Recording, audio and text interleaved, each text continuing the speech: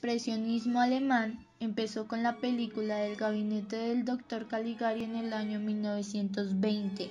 Esta película fue dirigida por Robert Wiene. Esta obra fue considerada como una de las mejores obras del cine expresionista. Esta película fue basada por la vida de Janowitz y Mayer, dos pacifistas que desconfiaban de la autoridad después de ser parte de los militares de la Primera Guerra Mundial. Pero aguarden, no solo vamos a hablar sobre una experiencia, sino de algunas otras que eran poco entendibles en su época. Todo esto empieza a ocurrir por las consecuencias que ocasionaban la guerra, por lo que querían mostrar era una contemplación naturalista, pero muy real, de los que se oponían del clasismo norteamericano.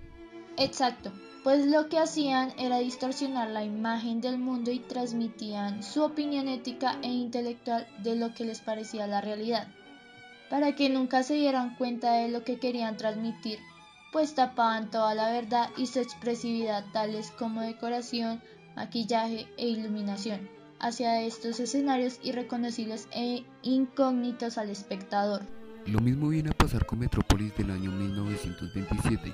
No olvidemos que esta película nos muestra la vida de los obreros, los cuales tienen prohibido salir al mundo exterior, pues se ve que la sociedad se divide por dos grupos, élite de propietarios y pensadores, que viven en la superficie viendo los grandes rascacielos y paisajes urbanos.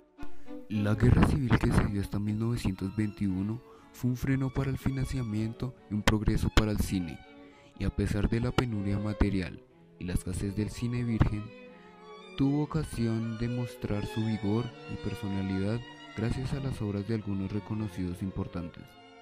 La filmográfica de la Gran Guerra tuvo unas enormes consecuencias en la industria del cine, pues Francia perdió su primera potencia cinematográfica y Estados Unidos, atento a cómo funcionaba el negocio, se convirtió en el primer productor de películas en el mundo. El expresionismo evoluciona sustituyendo las telas pintadas por los decorados y empieza a dar una iluminación mucho más compleja para el medio expresivo. Este cine también expresa una temática diferente que va de lo pasado medieval a lo más futuro. Esto también caracteriza que nuestro espectador tuviera la sensación de estar en lugares grotescos donde se distorsionaba con colores claros, oscuros y violentos. Los personajes son muy importantes, pues estos tienen que ser misteriosos o muy siniestros, pues de ellos depende si son inocentes o malvados. Acá también unimos a los personajes con el vestuario, pues estos siempre debían ir vestidos de capas largas y sombreros de copas. Otra cosa que podemos ver en ellos son sus manos, si son extremadamente salientes o crispadas. Los movimientos abruptos y duros hacen un rasgo habitual de los personajes. Estos gestos tienen que producir una deformación por medio de unos movimientos intensos que superen la realidad.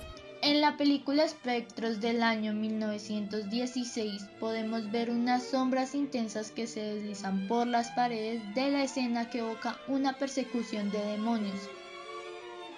Esto también pasa en la película El gabinete del Dr. Caligari 1920, pues también vemos como el doctor, al extender sus manos, proyecta su sombra en el muro. Traemos al clásico cine a Golem, una de las películas el cual nos cuenta la leyenda de una estatua llena de barro que cobra vida para poder ayudar a los judíos gracias a un medallón. Esta película fue dirigida por Paul Wegener en el año 1920. Pero también otro clásico que debemos recordar y que para esta época causó mucho terror fue nuestro Nosferatu, la primera obra vampiresca en el expresionismo alemán dirigido por F. W. Murnau. Esta está basada en la novela de Drácula de Bram Stoker.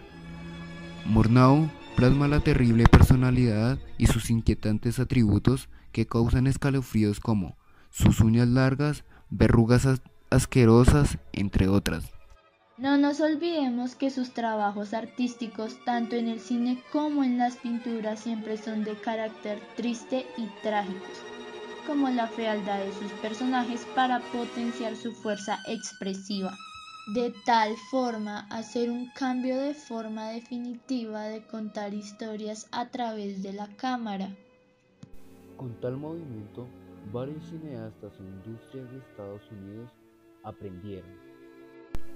También, con la caída de Alemania, industrias como Hollywood se posicionaron en las mejores películas cinematográficas, utilizando recursos del expresionismo.